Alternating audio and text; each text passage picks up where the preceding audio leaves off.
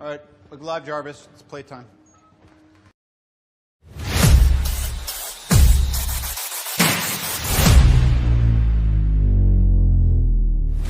Hello, ladies and gentlemen, and I am upside down. Don't know how that. What do you want to talk about? Wrestling!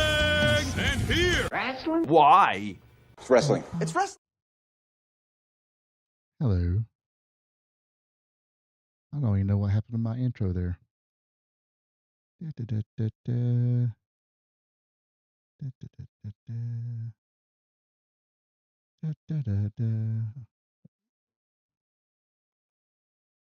Hey, there I am. Scroll back down where I was. Hello, ladies and gentlemen. Welcome to Spot Show. We're always on time, but never prepared. I am your boy, Ronald Ray. How is everybody What do you want to doing talk this about? evening? Wrestling! Everybody's doing And well. here! Wrestling? Why? Having a good week so Wrestling. far. It's wrestling. Why? Man. Why? Why Been a not? hectic week for Yeah, me, why not? as you see on here. I'm located in Why not? Bainbridge, Why not? Georgia. It's fake. Not Fake? actually What the hell are you working talking about? in Fake? It's not fake. Fake. Location, Bainbridge, Georgia. Just staying here. I'm actually working in a little town called wrestling. Cold.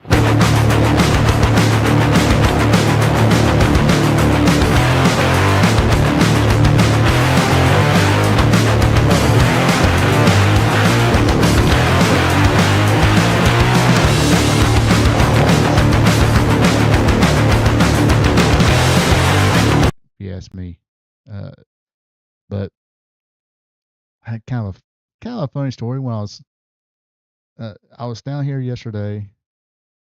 Kind of one of those, hey, we got a job just started, check it out. And I was already in Valdosta, so I came over here, check it out, like over and down a little bit. And and then I left. I didn't have no bags, no luggage, no anything. So I wound up having to go home yesterday or last night, pretty much. But of course, not really knowing where I was.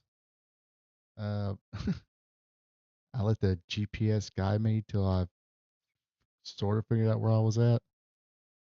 And anybody ever seen those movies where they're on a back road or something like that, and they look at their gas hand and it's kind of almost on empty? Well, I do know how they feel. Fortunately, I didn't get to a point where the little red light came on, said, low fuel, low fuel. Luckily, I did get to a gas station before it got to that point. But man, like I said, it seemed peaceful, and it's 30 minutes from Bainbridge, closest town that had a hotel. I think the crew that I'm working with, they got B&B around there somewhere, but I don't know. I have trouble enough sleeping in hotels. B&B probably wouldn't suit me either, but got a lot to get to today. Going to do some quick little AEW Dynamite recap, talking about the Hall of Fame. We have a person in Korea just found out today that he is leaving. Let's see what else. Of course, we got to talk about a little bit. It's got to do with wrestling, but a lot to do with the entertainment world, TVs and movies. Going to talk about the Paramount buying, or in a process really of buying, Warner Bros. Discovery. Also going to do a little recap, talk about this past weekend's Elimination Chamber. So yep, a few things to get to. So let's get rolling here with this week's AEW Dynamite recap. Of course, this week's AEW Dynamite recap takes place at the Don Haskins Center in El Paso, Texas. They are building up to the Revolution pay-per-view coming up pretty soon. Things got kicked off with your AEW World Champion, MJF. He went up against the Jet, Kevin Knight. In the end, MJF got his knees up when Knight attempted the UFO splash. MJF brought Knight to the ropes, hit the heat seeker pile driver to earn the pinfall, retaining his world championship. This was a world championship match.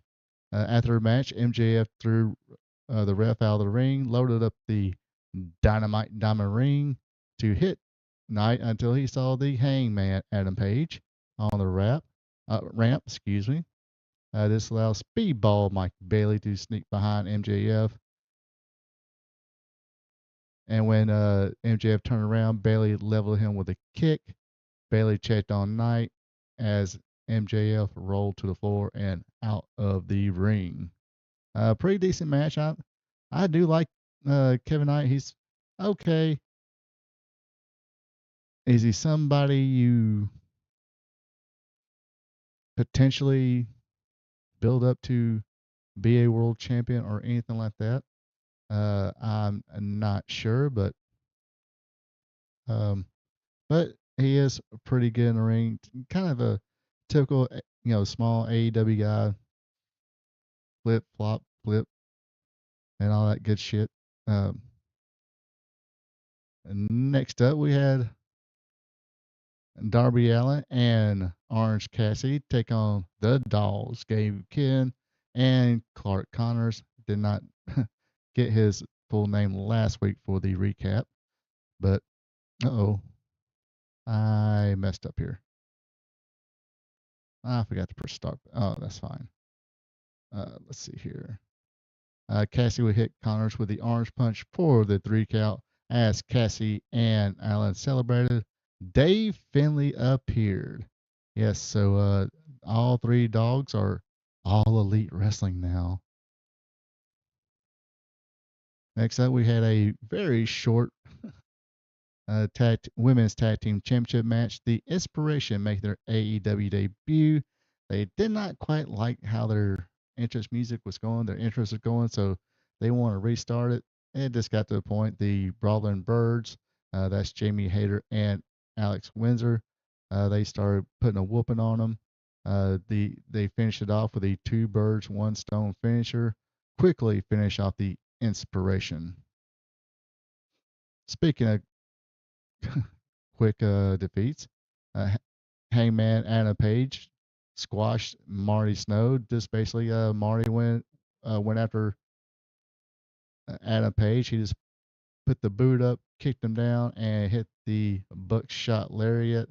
After the quick match there, Page addressed MJF, talking about their upcoming match, and this is when the Don Callis family came in until Jet Speed came in to save Adam Page, and this was set up your main event for the World Trios Championship. Adam Page and Jet Speed versus the Don Callis family. Speaking of the Don Callis family, another member of the Don Callis family got them a little AEW Continental Championship Eliminator match this week. Is oh shit, is Serio? I think that's his name. Anyway, pretty good match here. I do like watching it. I can't even pronounce his name this week. Do like watching him. I do like how he floats into these submission moves. But John Moxley would hit him with a running knee strike, followed by a Death Rider for the win. Next up, we had a match for the AEW Women's World Championship. The Tox Spider went up against Thunder Rosa. Delka hit a spear, then a pair of big stomps to get the 3 count, successfully defending her World Championship.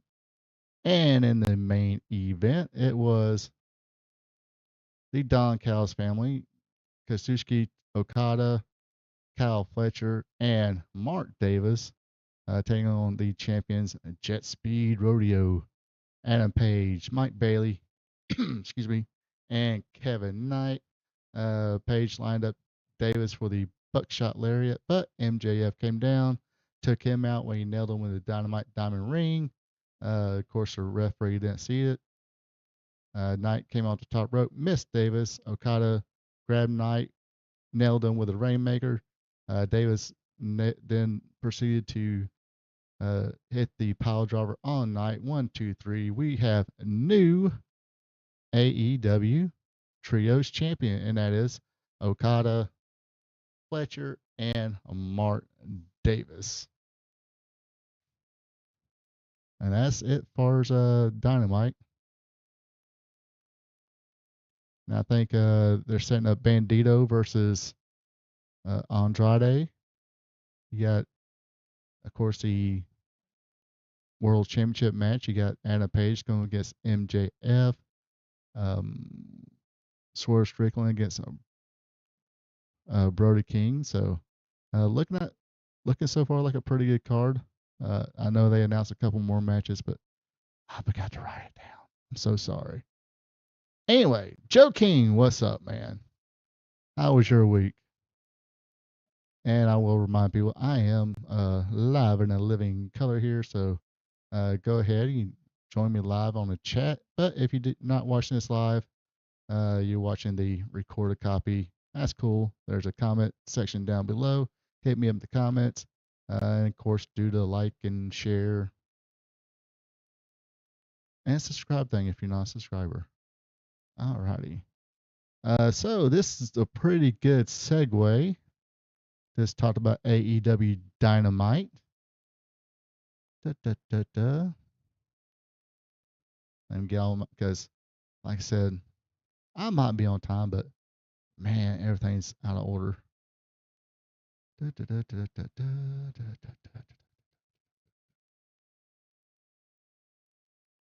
So, I think it was last week. It's pretty much announced that Paramount will be purchasing Warner Brothers Discovery. So, basically, Paramount kept upping the price and everything, upping the stock prices and everything, and Paramount won. Warner Bros. Backed out. I think I think Paramount's also going to give Netflix a little cash on the side for, thank you for playing along. So now I will say this again. If you want like a little more in depth of what this means to, say, TV and movies and the theaters and stuff like that, I advise you check out Neurotic or AV Pop Culture. They'll probably give you a little more in depth at this or on this situation as far as TV and movies. After, of course, you watch this, then go watch them. Yeah, they got plenty of they got plenty of fans. So and because they're very fucking good, that's why they got plenty of fans. But let's see. So let's take a look at what Paramount gets in the deal here. They get TNT, CBS, CNN, MTV, Turner Classic Movies, Showtime, Adult Swim, DC Studios, Paramount Plus, of course, they have that. Nickelodeon, HBO Max, Comedy Central, Cartoon Network, which they already have.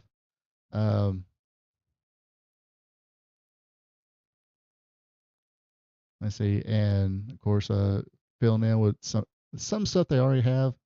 Star Trek. Now they've announced that I guess whatever they're going to have, they've already filmed and everything. They're going to go ahead and release that. But as far as any production of any Star Trek movie or TV series, they like squashed it for now. No, nothing as far as Star Trek is going to production right now. If you're a Star Trek fan, diehard fan, you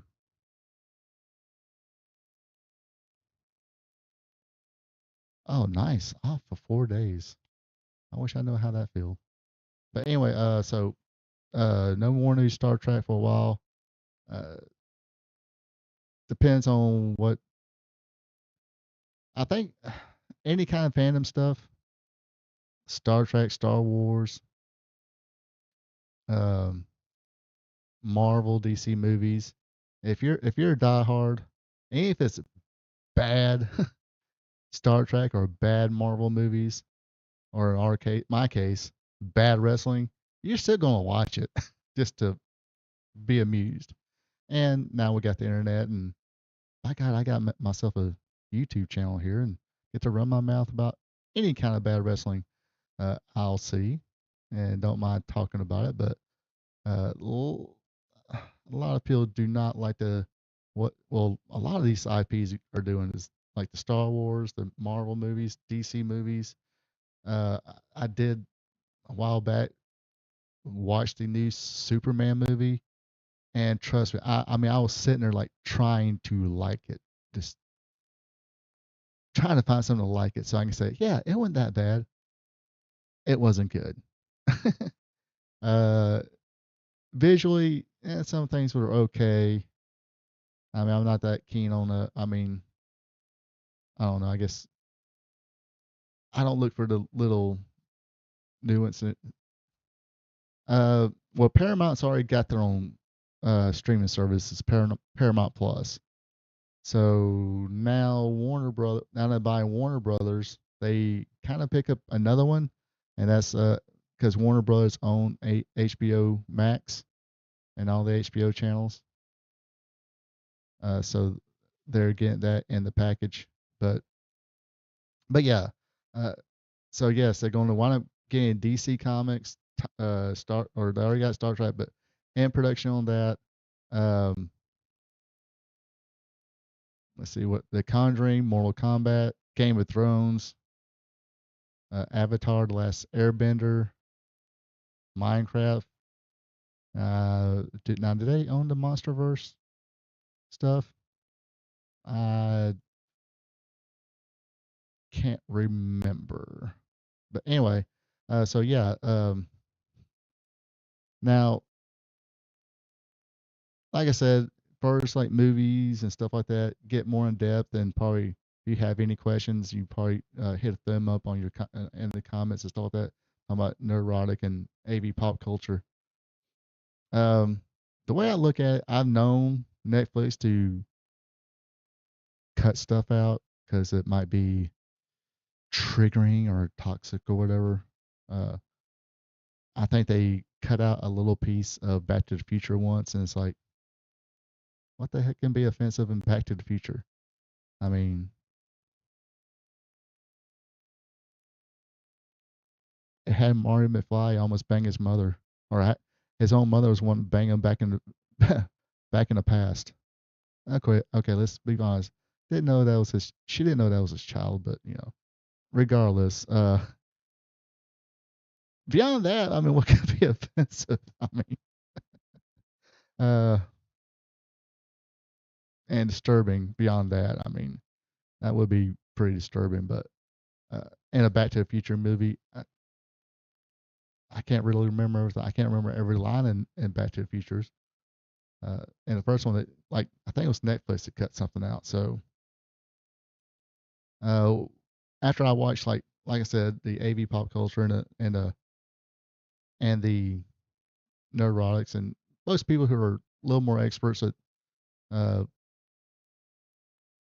at the like movie, comic book, and TV stuff.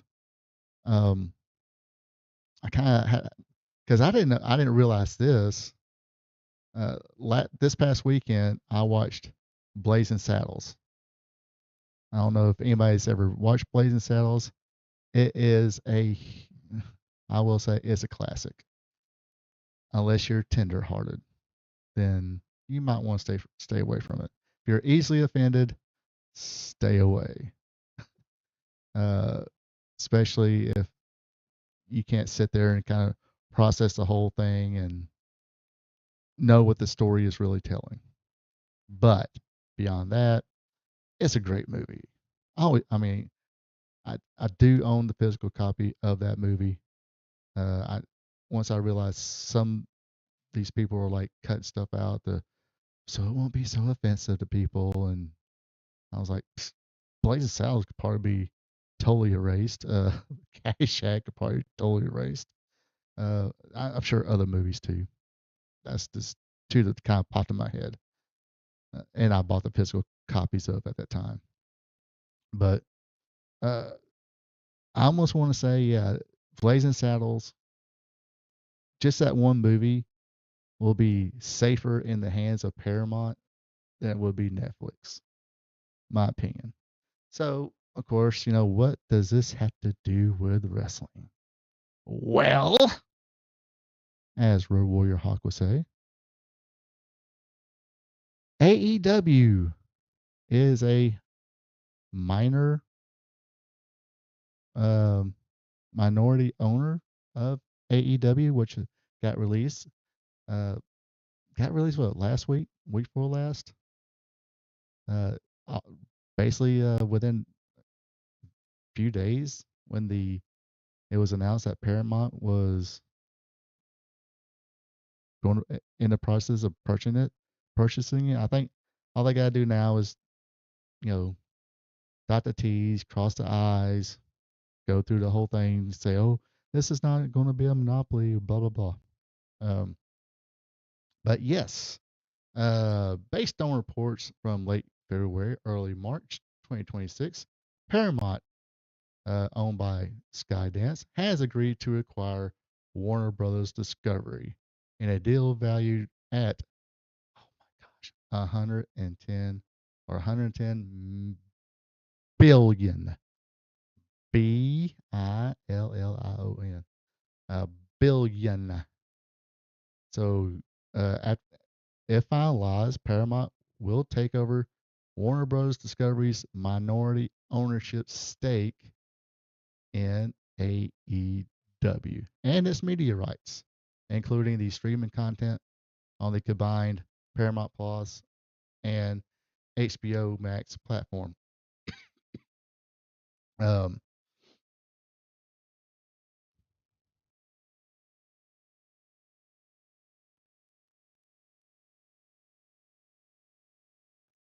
so the uncertainty, I guess, will be while Paramount will own the current rights, it is unknown if they will uh, how this will affect future negotiations for the long-term partnership. Um, as of right now, uh, the current TV deal and everything uh, ends in 2027 with a potential extension going through 2028. So late. Um, so at the end of 2027, uh, there could be a possibility of one more extension going into 2028, and if the fourth year option is exercised. So, I mean, this is you take that for what it's worth. Again, I think it would have been if I remember correctly, I think when Netflix was in the process of buying Warner Bros. Discovery, they just wanted the IPs. They didn't care about the channels, right? They probably would have sold or kept them their own, uh, kept them separate, which that's what they said. So I guess, and I almost trying to sound like AEW would have been safe, but in essence, it's like, okay, you kind of own this now, and you pay WWE a lot of money to have their show, and now some of their pay-per-views and other content on Netflix. So that'll be, I mean, especially if WWE does WWE things like, hey, Netflix, this is our deal. Um, no, no other competitors can be on part of your network. Kind of like, I mean, they did this. I don't know if anybody remembers this or not. They did this in arenas for arenas. Like, say for instance, like Crockett ran the Omni. Therefore, they had a contract with the Omni saying WWF can't run shows there. You I think it was, I know like an 87, I think. They did run some shows. I know Deep South and UWF ran a show in the Omni, but this was probably like 87, 88, especially after Turner bought it. But I mean, even the pay-per-view networks, they would say, "Hey, if you show the Bunkhouse Stampede, you would not be. We will pull WrestleMania from your pay-per-view channel." And WrestleMania or WWF, especially in that throughout the pay-per-view era, that was a big seller. They got a lot of buys between that and of course the Mike Tyson boxing matches. Uh, that was a huge draw too at the time. Then later on, of course, UFC became a big draw as well. But uh, wrestling was always consistent draw for pay per view, especially the WWF, WrestleMania, Survivor Series, Royal Rumble, especially when they started going on pay per view. The Emergency pay per view Tuesday in Texas, huge draw. So yeah, that they were that competitive. I'm pretty sure still that competitive now. Where hey, we're on your network or streaming service. We don't care if you just bought it. Uh, you might want to try and find somebody else to purchase that minority or something like that. So and tell them to take a hike if you own the HBO pluses and all that, or if you just want to combine everything. But now Paramount, they kind of getting everything. Like I said, CNN, MTV, TNT, TBS, everything, uh, along with the full DC comics from the comic books to the movies. Um, so they're okay. I think they're definitely going to be okay between now and end of. I mean, especially if they pick up that. I probably worry a little bit come next year, late next year, 2027. Especially if they're not improving or anything like that. And if they get that fourth option, 2028. Um, but I mentioned this for was it last year or something like that. It's like, hey, Warner Bros. Is for sale. Somebody's going to buy it. And now it's time to improve. Have they improved? Not really. Um, I haven't looked at this week's ratings yet, but it's still not in the millions. Nowhere, still around maybe half less. Maybe a week they get 600, then the next week they get 450,000 viewers, and they're running houses that fill up 5,000 people, give or take, and like I mentioned before, they seems like they're cleaning their own house here. They're saying no more production of Star Trek. I'm pretty sure that will change if they get a kick-ass script and stuff like that. Um, so if this is costing them money and not making them money, then they might say, sure, we'll sell our minority stake and or keep it. It's like, okay, we got you a new TV contract here to stay on TBS and TNT, but guess what? We got to cut some money's got to you're not going to get the same money you got before. You're going to get substantially less because this is your average, that and being a minority owner too, I'm pretty sure that when you see a couple of houses and they're only, like I said, drawing 4 or 5,000 people, that's not good. And that's been a sellout, you know, around, round 5,000, just to be nice, I guess. Because I don't go in. I guess I could look it up right quick.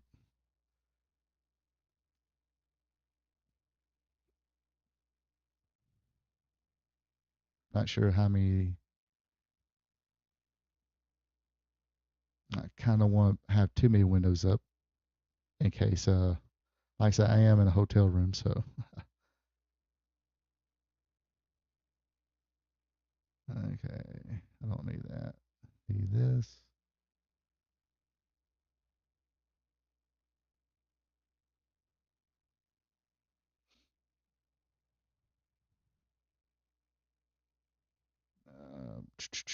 Bear with me a second.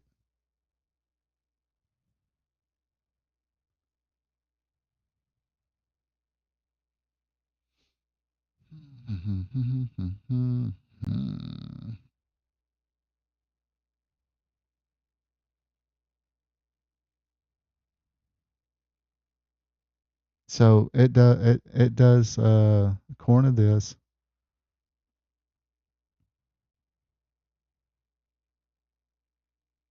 it does draw, or the capacity for basketball is 11,892, concerts 12,567. WWE has made some stops there. I mean, they've had Metallica there, so it's not big,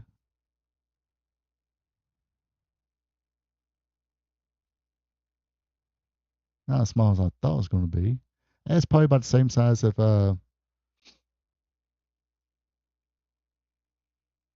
maybe a little bigger, around the same size as, okay, this is the University of Texas in El Paso. This is where it's located. Home of the UTEP Miners men's and women's basketball. Okay, so this is basically a college arena, college center.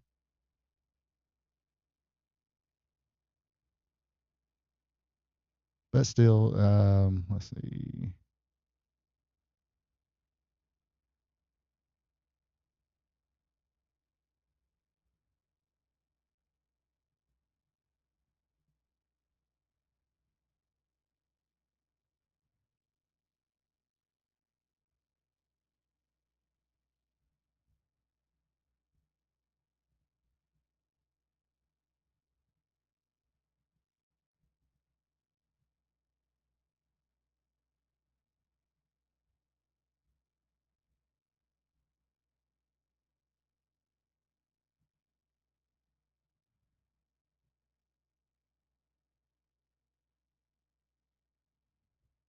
Let's just 3,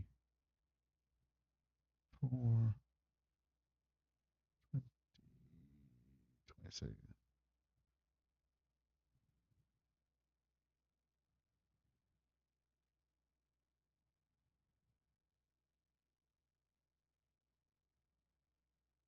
So, didn't give me a full.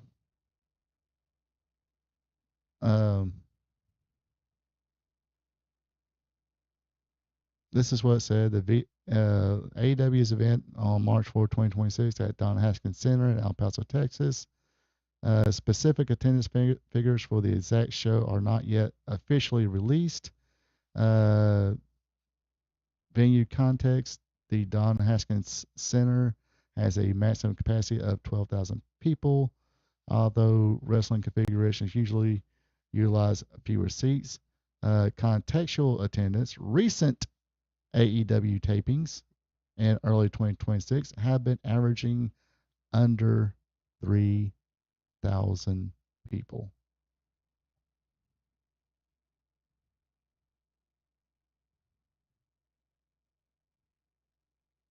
And that's not good, folks. Uh, and yes, I'm a wrestling fan too, but these TV people who are buying WB, uh, you got to remember Turner Broadcasting, even in the prime WCW years, they didn't care for wrestling. They didn't want there. Ted Turner wanted there. Ted Turner, loved it. It was, it always gave him, good viewership on his stations. Even when they were getting beat by WWF/E during the Monday Night Wars, it was still the highest grossing, one of the highest grossing or highest watched ratings, whatever, on his station. Um, Even when AOL Time Warner bought it out at the time, when they bought Ted out, and it's been discussed before. I still believe if Ted Turner still owned his own broadcast stuff like that, WCW be around right now. But and it will be on TBS. Now I don't know what executives at TBS, or I guess uh, can't really call it Turner Broadcasting since they are owned by Warner Brothers. But I guess you can still. I don't know. I don't know their business structure. So, but I would figure to guess not a lot of them probably not wrestling fans. Um, and let's be real. They've had their shot.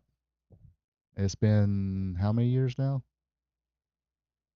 that AEW's been around?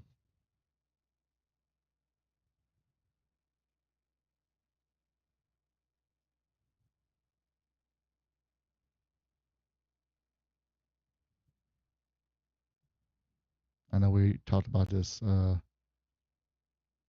months ago, or a few months. Yeah. Uh, so 2029 or 2029, 2019. Come October, it'll be 7 years.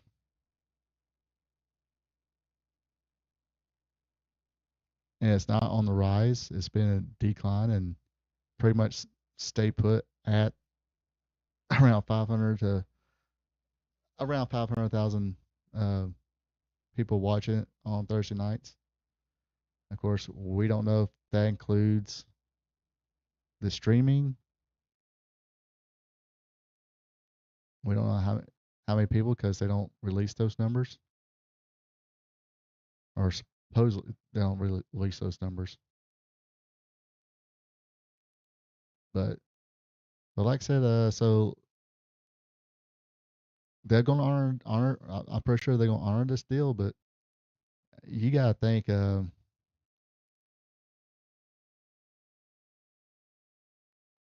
if they continue after 2028 to be even to be a minority owner, um, they're gonna have a serious talk with Tony Khan and say, "All right, uh, here's the deal we got for you for the next 3 years, possibly 4 years." And he looks at it, it's gonna be less. Um, and maybe the people of Paramount will probably talk to him beforehand. It's like, yeah, you got 2 years. My advice to you would be, if I was, man, if I had the 1 day job to sit here be or they would advise me, I would say yes. Here's 2 years. This is my advice, at least for the next 2 years. A, hire somebody who knows what they're doing as far as creative and stuff like that. Bring them in, give them full authority. Um, these contracts of people you have and don't use, release them. Just release them unless they're injured. I understand. Let's be nice, but either release them or once that contract ends, say we ain't got nothing for you. Or best bet, say we ain't got nothing for you right now, uh, or use them in some capacity. Uh, you got Dynamite, you got Collision. Uh, you can't. No reason to have pay-per-view uh, star versus star that you're having on your pay-per-views wrestling each other. You can still have good matches. Maybe a star has to get at least 80 to 90% of that match. Give the up and comer or whatever, the person you're not using or haven't been using, 10, 20 maybe percent of the match. A few little spots here and there just to make it look good. Because I mean, let's be honest, um, we've outgrown the squash matches. Nobody really wants to see that. And plus, it's like, okay, let's have a display of what you're going to do, run angles and stuff like that. Basically, do everything different from WWE. Um, maybe throw in some grounded storylines that, and you get outside the wrestling bubble, the mainstream coverage, make sure it's about your in-ring product, not what happens backstage or what somebody says on a mic after the show ends and that everybody's talking about. Had nothing to do with the match he was in or anything like that. Where, who, I'm not watching wrestling to listen to what the crowd says. I'm watching wrestling for in-ring product, storylines, promo, like everybody else does. I don't care. If the focus is on what the crowd's chanting, what do I care? If the focus is on, uh, you know, like I said, about Star Trek and Star Wars and the Marvel DC movies, if you're a hardcore fan, you're gonna, no matter how bad it is, you're gonna probably watch it. You're more likely gonna watch it. Of course, not too many people outside those hardcores really watch it. Uh, they probably watch it so they can bitch about it, or they're making a lot of money, like you know, yeah, doing YouTube videos. But yeah, keep the focus in the ring. I mean, if you have to, just buckle down. Just tell you guys is like, look, and girls, if somebody asks you a question about the other promotions, WWE, TNA, whoever, to say, you know what, I'm just focused on what I'm doing in the ring. We're kind of focused what we're doing, you know. Uh, I mean, they're probably doing good stuff too, but right now we're just it'll be a bull it'll be a bullshit maybe because even during the Monday Night Wars they admitted like uh some of the people the WWE people were watching what WCW was watching on Nitro. WCW people was watching what WWF was doing on Raw. It's going to happen because they're all fans too. But as far as press to say, look, we got a pay per view coming up. I'm pretty sure they're doing good things, whatever. Oh yeah, I work there. Yeah, have fun. Still have friends there. Blah blah blah. But anyway, I'm going up against Swerve Strickland this weekend, and it should be a great match. Blah blah blah. You know, but keep that in tow. Let's see what else. And like I said, this have good competitive matches or whatever, and kind of like I said, bring somebody and tell these young guys like, look, yeah, bring in some veterans. You got veterans there. Bring in some veterans and say, look, Tony Khan needs to put his foot down and say, hey, listen to these veterans. You don't need to do 25 Canadian destroyers. in a sequence, then die. Um,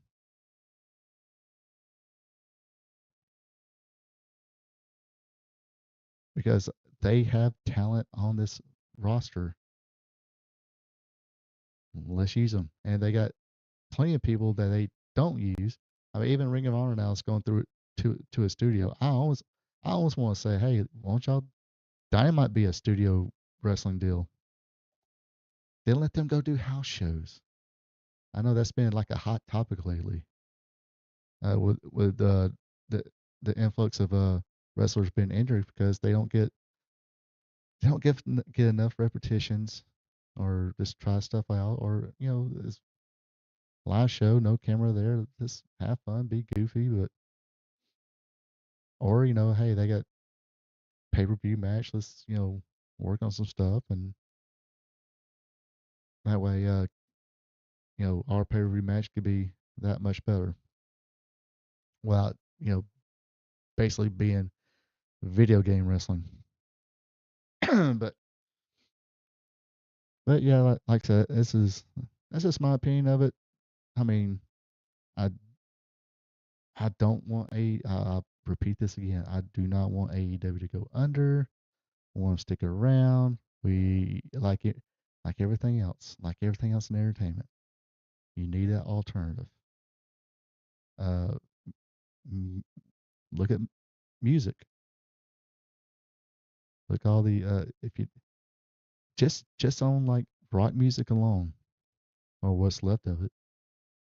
Way it used to be anyway. You have your punk rock, the two chords, and you know back when punk was punk, f everybody, know, f the politicians, f the cops, f your parents. Then you had this rock song, basic rock songs and stuff like that. Then you had your metal, then your speed metal, then your prog rock and prog metal. You need that variety, you know. And if you like rock music, you probably listen to a little bit of all of that. And some people, stuck with the one thing like punk rock, or metal or basic rock or anything like that, prog rock. But even some of those be like, oh, you know, this song actually don't sound that bad. I kind of dig it, or I kind of dig this band from this other.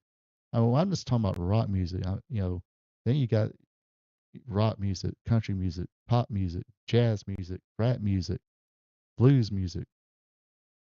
I loves me some blues music. Yes, I'm a rock kind of guy, but I loves me some blues. Don't get me on that subject. And I'm not a music expert. I forgot I would say who to go to on that one, but I forgot the name of it. But anyway, um, uh, I think we want to. I think I said all things I can say about this, but yeah, just to repeat again, it's like yeah, I'd say look, tell this somebody's got to tell us like you got 2 years. 2 years, you you shoot up, you start rolling up ways, then yeah, maybe we can maybe go a little north of what we did on your last contract. But you gotta hit this number right here before you can think about it.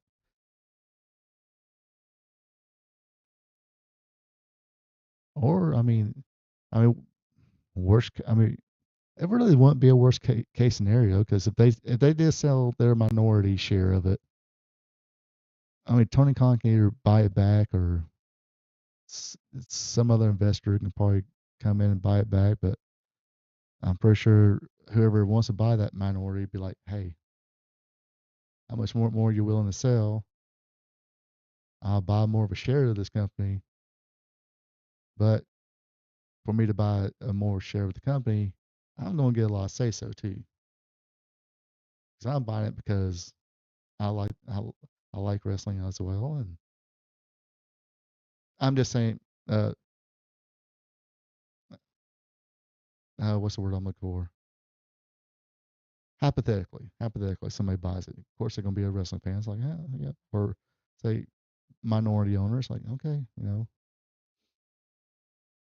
I say, all right, let's go. And if they get, you know, they get a number from Paramount, who will own TBS and, well, I like to call it Turner Broadcasting, TNT, and all that. It's like, let's see what else we can get. Throw some feelers out there, see what we can get from any other channel. Which, good luck picking that one, because you got streaming service. You can put, go on a streaming service. Go to Amazon or something like that, and have Dynamite on Amazon. Well, no, you can't do Tubi anymore because Evolve's on Tubi, which is partnered or owned by WWE. So can't go to USA. Can't go to was it ACM? Can't go to A&E either because they do WWE biographies. So and I'm pretty sure there's like, hey, if you want to keep our biographies, and you don't even talk to these other people. Or hey, TKO just say, nah, fuck it, we'll buy it. We'll buy it all, damn it.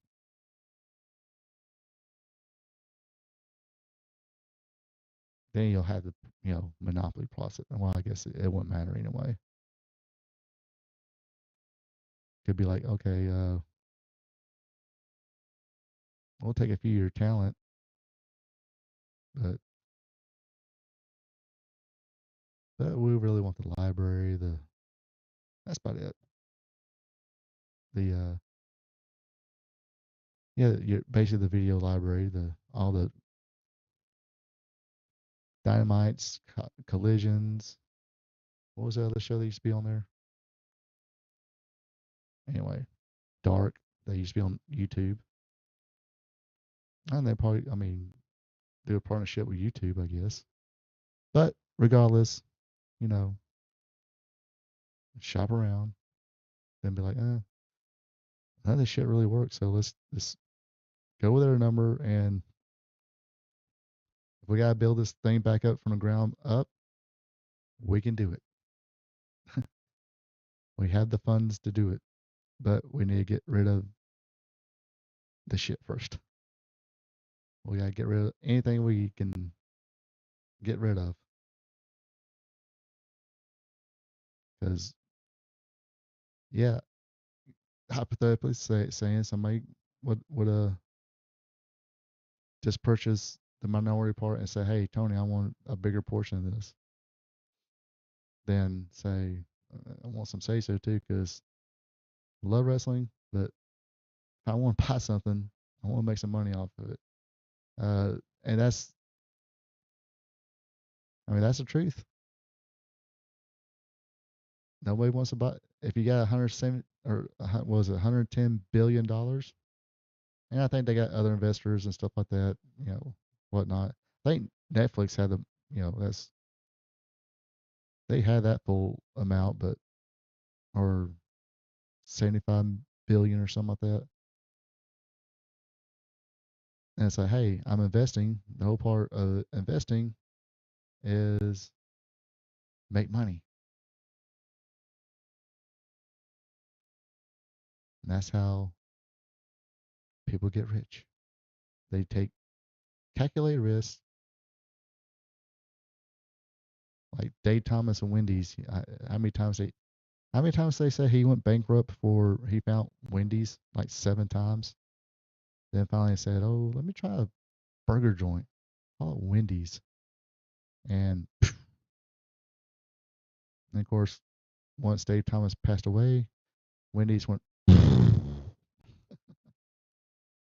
All right. Anyway, next subject. I think we've said all, or I've said all I can say about that. But before we go to the next thing, let's take a short commercial break. Be right back. Hello, ladies and gentlemen. Ronald Ray here, your boy with a cornbread accent. If you made it this far in the video, you're having fun. You folks know what to do. Everybody says this, so let's go through the whole routine. If you enjoy it, click on that like button. Also, leave me a comment. Give me your opinions on anything I talk about tonight. Ask questions, or just drop a friendly hello. That's always cool as well. Also, if you enjoy listening to a fan, just like you folks at home, talk about the sport of professional wrestling, be a champ, click on that subscribe button. Now, back to our program.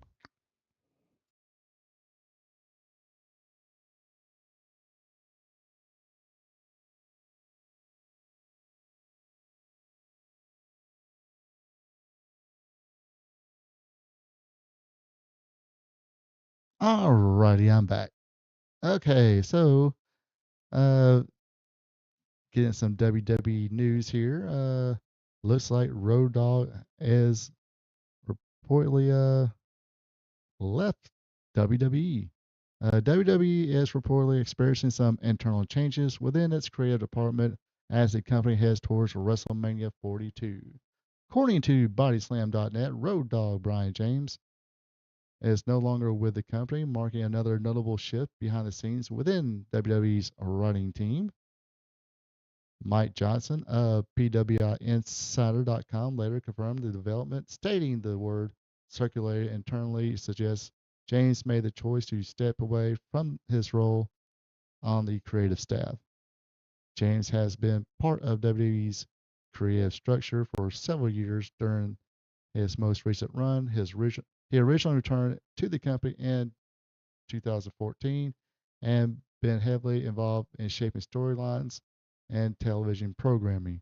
Over the past year, he served as the co-lead writer for SmackDown, helping guide through the direction of the Blue Brand's weekly shows. Prior to that stretch, he also held a role with the creative team back in 2017. While James' departure represents a notable change for the SmackDown writing side, another development within WWE's creative ranks points towards a promotion on the Raw side of things. Alexandra Williams revealed in a post on LinkedIn that she has been elevated to vice president and lead writer of Raw. Who in the blue moon is Alexandra Williams? Well, we'll find out in a minute. The promotion comes as WWE gears forward WrestleMania 42, one of the biggest events on the company's annual calendar. Williams' new position places her in a key role overseeing the creative direction of Raw during a pivotal period leading to the two-night spectacle. These changes suggest WWE is continuing to adjust its creative leadership as the company prepares for its biggest show of the year and looks to refine storytelling direction across its flagship television brands. So yes, here's the thing. This is what all the territories used to do. Used to they had one booker. Like Bill Watts, he was the owner of Mid South UWF, and he would bring a booker in. He'll bring Buck Robley in, probably last around 6 months. Um, then it's like, okay, let you take another job somewhere else, and then bring in Ernie Ladd, Bill Dundee, uh, maybe Buck Robley again. Eddie Gilbert was a booker for him before.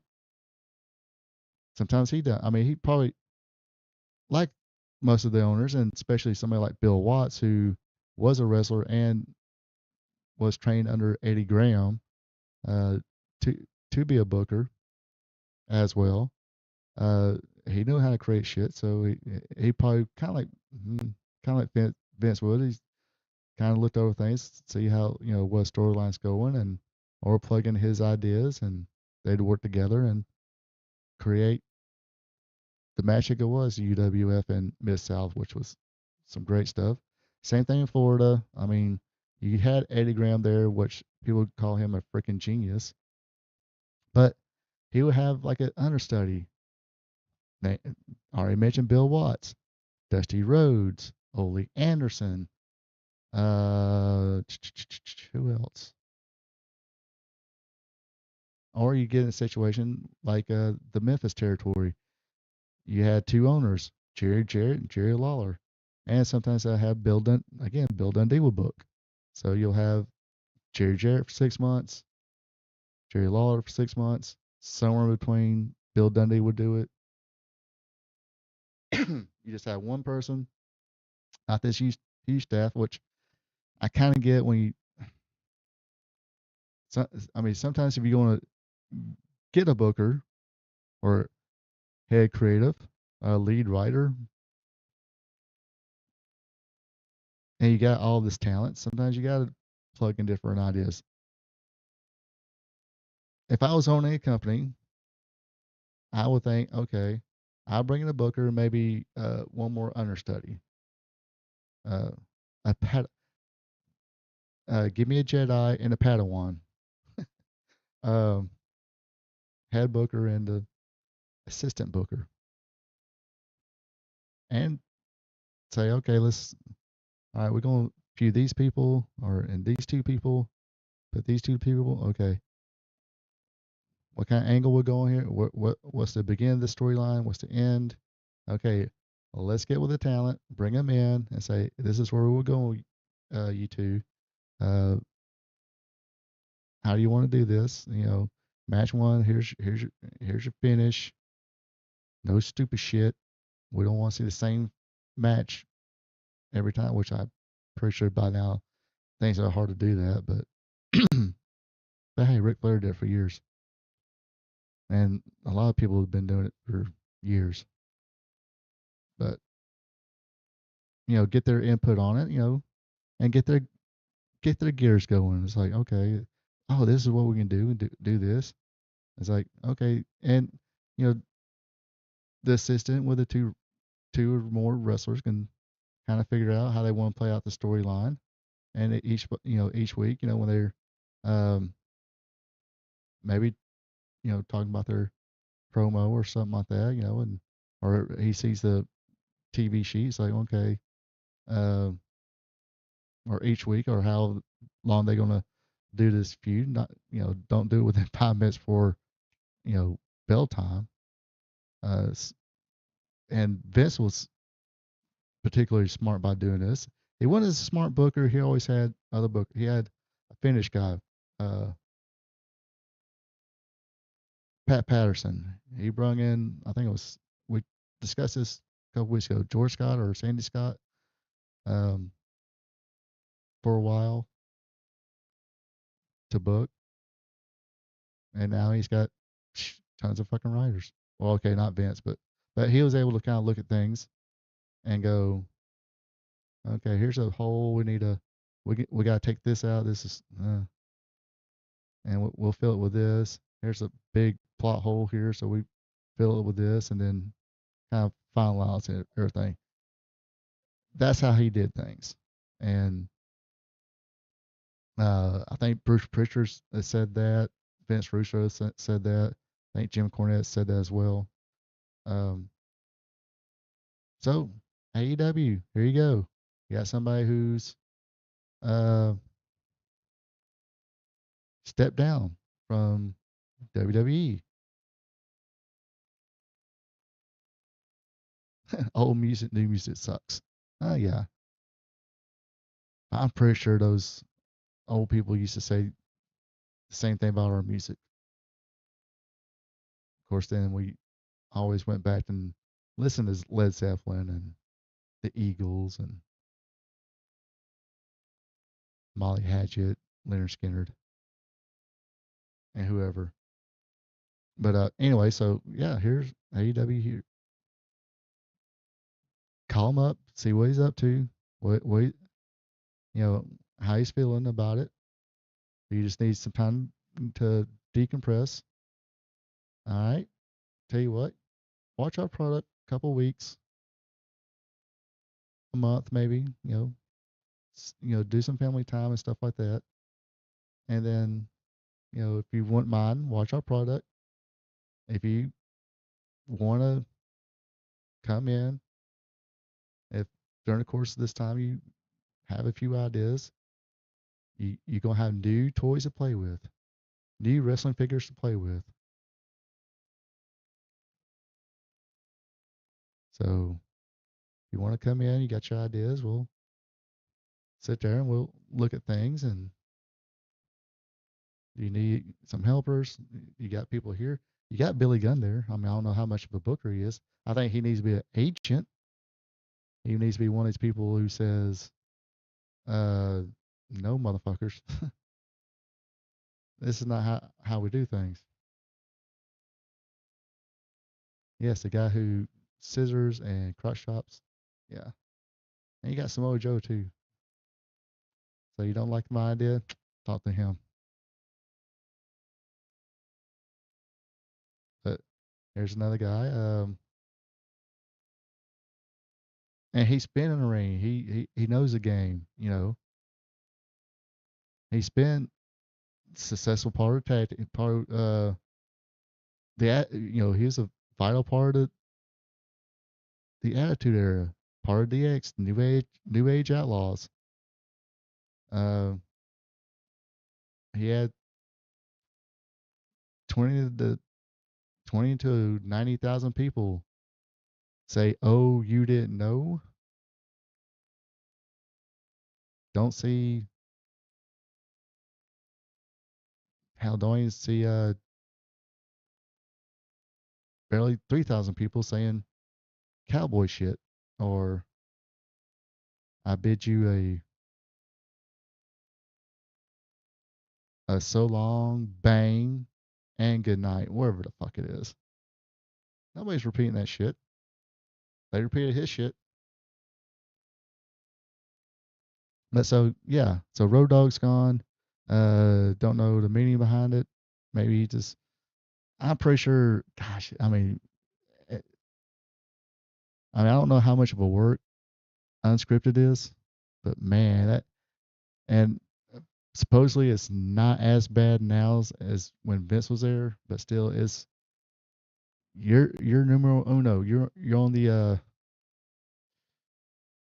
let's see,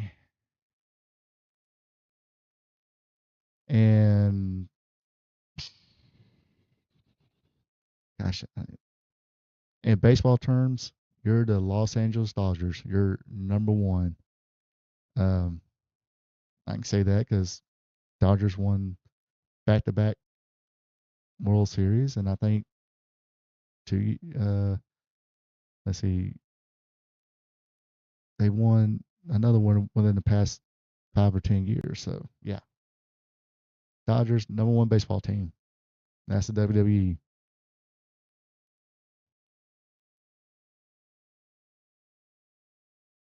You're not even the Braves. AEW is not even the Braves. I don't know. You can almost classify them as Braves. I mean, a shit ton of talent, and gosh, last 2 seasons couldn't get nowhere. Last season, not even the playoffs. Season before that, barely made it to the playoffs, and then was gone after that. And of course, injuries. God dang injuries. We get snake bit all the time on that. But yeah, ton of talent, but some reason. But see, we'll see how the Braves do this year. You know, they got Walt Weiss, the new manager. Um, I'll digress a little bit. Kind of wish they went outside the organization to get their next manager, but it is what it is. Maybe Walt Weiss, I mean, he's got managerial expertise. He's been with the team, so we'll just have to see how he does. But anyway, so yes, he's former writer, coach, if you will, of the Los Angeles Dodgers, which is the WWE. See what he says. A lot of people that, I mean, you just got your internet wrestling community. SmackDown did plenty of good stuff,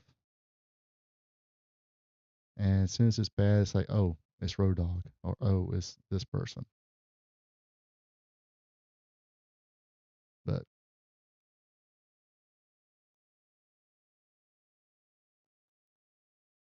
and hey, we've seen it before. We've seen in sports plenty of time, or in entertainment. You know, uh, movie directors. I can't think of one off the top of my head. That probably first couple movies just crap the bed, and finally was given an opportunity, had a great script, was given some good actors, and poof, you know, all of a sudden they're legends. All right. Next up, we have new inductees for the 2026 Hall of Fame. How excited are you for this? Demolition is finally, it is official. They are going into the WWE Hall of Fame. Let's see. So Demolition is officially headed to the WWE Hall of Fame as part of the class of 2026. News was delivered in fitting fashion, with WWE Hall of Famer The Undertaker informing the legendary tag team during a video call after a long-awaited induction set. The honor recognizes the dominant run of Bill, Eddie, who was Axe, and Barry Darsow, who was Smash. Not the original Smash. Original Smash was Randy Colley. Yep. But people kind of remember him from being a Moondog, so they brought in Barry Darsow, who was Crusher Khrushchev. I'm pretty sure this little article is about to mention that. Debuting in WWE in 1987, Demolition quickly became one of the most intimidating acts in the tag team division, with their spiked leather gear, face paint, and ever scheming Mr. Fuji in their corner. Axe and Smash stood out instantly. Uh, I still say the kind of basically the WWF version of the Road Warriors. We had the Road Warriors. We had the best. Anyway, let's see. Fuji often play a key role in their victories, tipping the scale when needed as the duo bulldozed their way through the competition. Their first major milestone came at WrestleMania 4 in 1988, where they defeated Strikeforce to capture the WWF Tag Team Championship. What followed was a historic 478-day reign that set the company record for the longest tag team title run at the time. During the stretch, they turned back challenges from the Rockers, Twin Towers, Power of the Pain, and retained against the Hart Foundation at SummerSlam '88 with the help from Fuji and Jimmy Hart. Their record would. Is that right? Wait a minute. Uh, I don't think that's right. I'll have to look that up.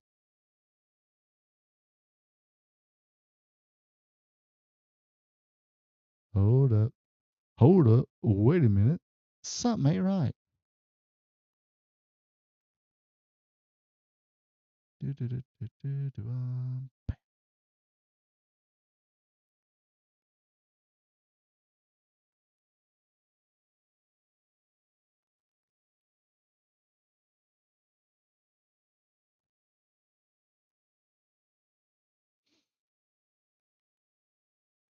Okay.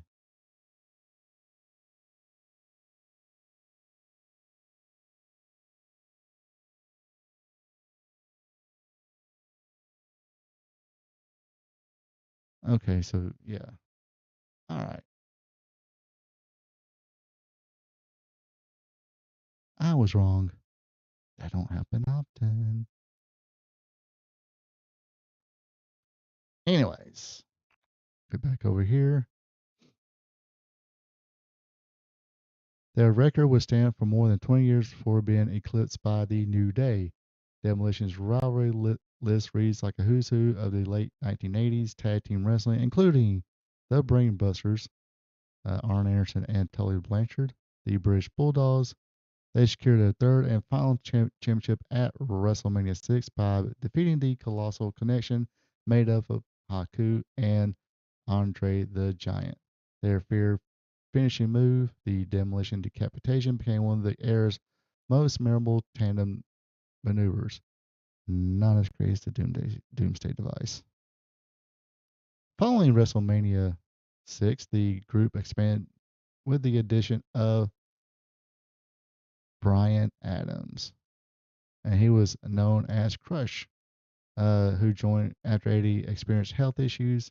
However, the Hall of Fame induction specifically honors Axe and Smash version of the team. The announcement also marks a notable chapter in their relationship with the WWE. Over the years, there have been legal disputes, including involvement in a concussion-related class action lawsuit that was ultimately dismissed, as well as intellectual property disagreements in the 90s. In recent years, however, the relationship improved. In 2025, both Edie and Darso signed a WWE Legends contract, paving the way for licensed merchandise and renewed collaboration. Before forming Demolition, both men had already built strong reputations in the industry. Eddie was a Mongol, but famously competed as the Masked Superstar, sharing the ring with Bob Backlund, Hulk Hogan, and Dusty Rhodes. Darso found success in Jim Crockett Promotions as Crusher Khrushchev, and later portrayed the Repo Man after Demolition disbanded in 1991. Even after their run, Axe and Smash continue appearing together in independent circuit and fan conventions, keeping the Demolition legacy alive. The 2026 WWE Hall of Fame ceremony will take place during WrestleMania 42 weekend, where one of the most dominant tag teams of the era will finally receive their long overdue recognition. So yeah, I mean, it would be nice. They do mention Randy Colley, the original Smash.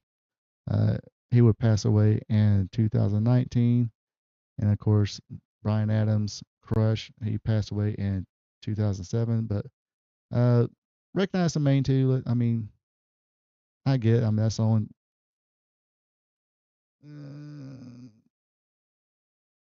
Let's just say, yeah, Axis Smash, 80 and Darso, they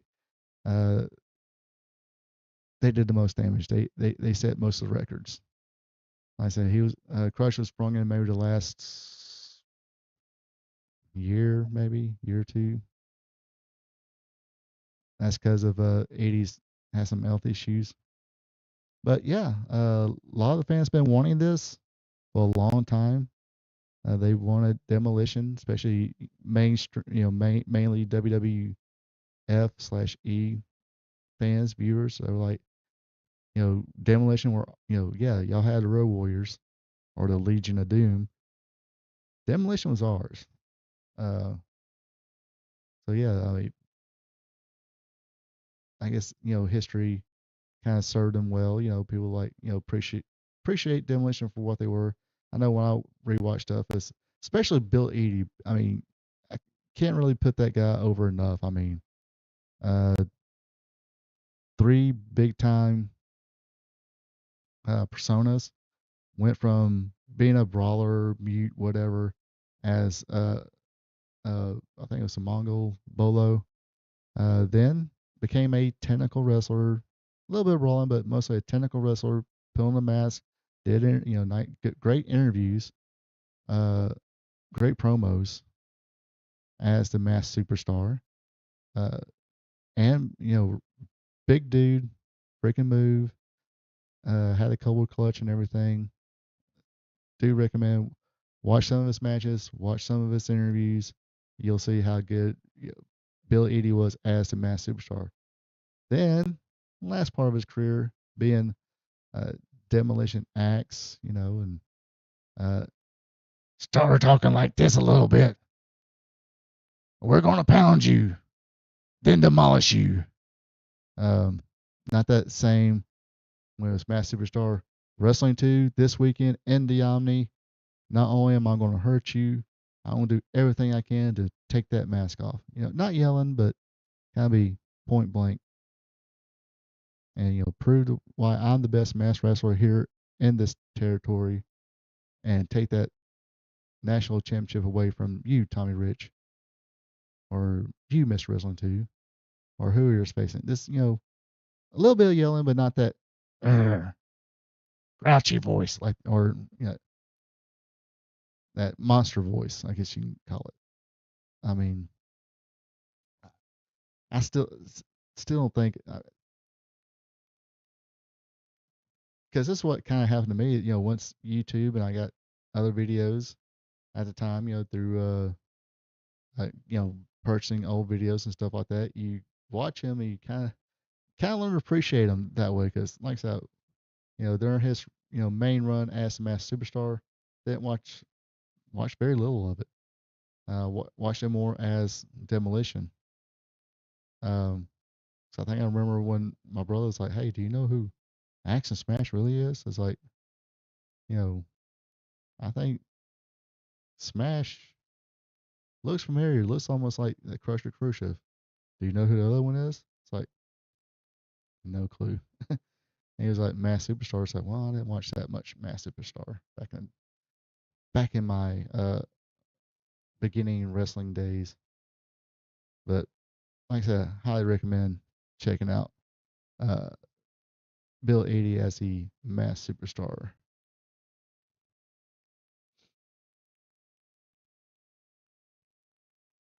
All right. Let's scroll up here. I didn't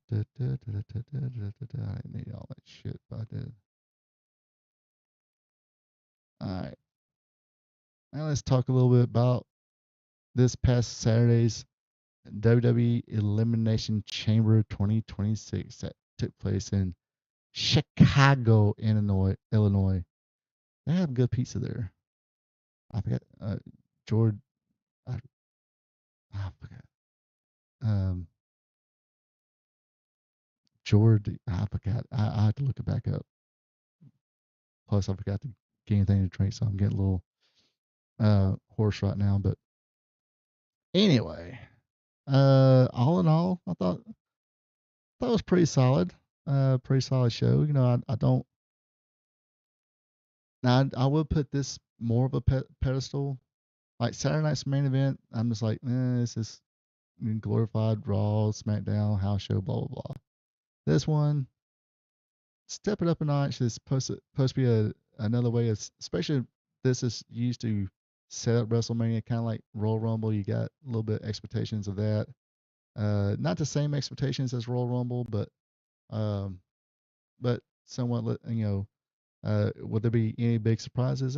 Probably not. This one kind of did, but all in all, I thought it was a pretty solid show. What say you folks? Did y'all think Elimination Chamber this year was pretty solid?